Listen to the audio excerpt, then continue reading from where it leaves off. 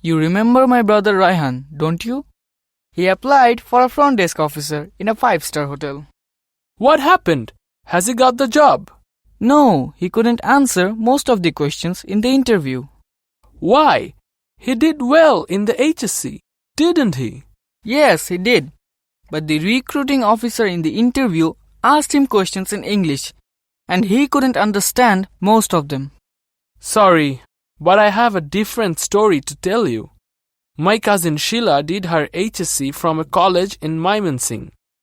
She couldn't do as well as Raihan in her exams, but she got a job as a crew member in Biman, Bangladesh. She said she had answered all the questions in English both in her written test and interview. Great, she must be good at English. Well, then the key to getting some jobs is English, isn't it?